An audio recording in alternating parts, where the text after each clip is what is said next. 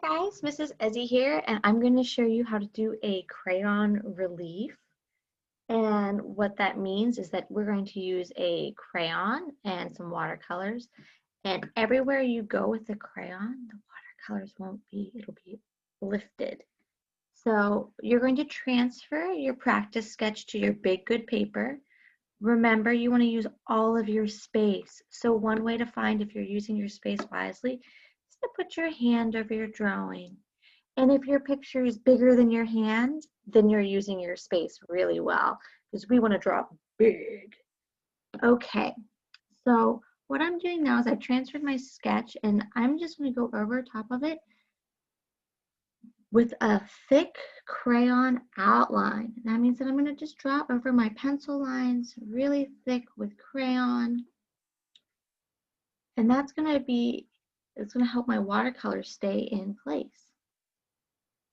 And you can pick any color you want from your crayon. Now, if you do like really light colors like that, that's not going to show up. You want a really thick, dark outline. And you can choose to use one color, more than one color. It's up to you. But you want to go and put in all those details. Remember, we used letter U's for the scales. And you practiced this fish last week, okay? So while you're outlining your fish, your teacher will be passing out the watercolors. I'm going to show you how to use those safely too. Another cool thing that you can do with your crayon relief is that you can pick a few scales and color them all the way in. Just a few. You want to save a lot of them for your watercolors, but this would give it a little bit of an emphasis. Maybe you want to change your colors up. But just pick a few every once in a while and color them in, and we're going to see what happens to them. Okay? Not hurry. Now, while you're transferring them, remember, thick outline, you're going to have to press a little bit hard with your crayon to create that crayon relief. And this is really cool. All right, maybe I'll pick a few more scales to color in. I'm picking one, coloring in with my number 4 craftsmanship. That one over here. And let's just do one more. I like odd numbers, so 5.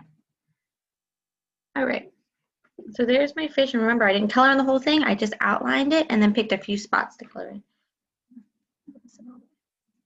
All right, with your watercolor, you're gonna get a cup of water, half a cup of water, your paintbrush, and your watercolor palettes, and either a paper towel or a sponge.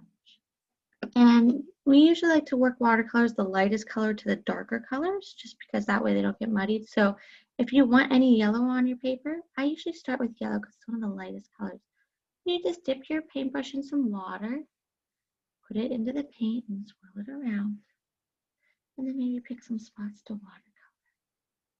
And if you can see here, if I go right over top of this blue, it doesn't stay.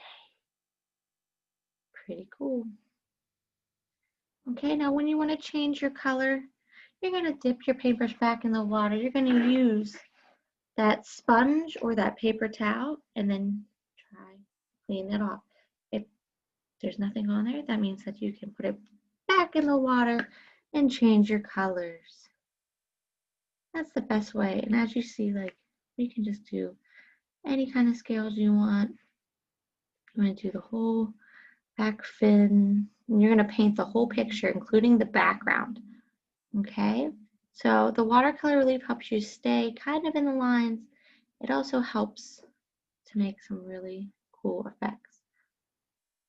And you can layer your watercolors after they dry a little bit. So you can have some dark areas and lighter areas. It's really up to you. But fill the whole space.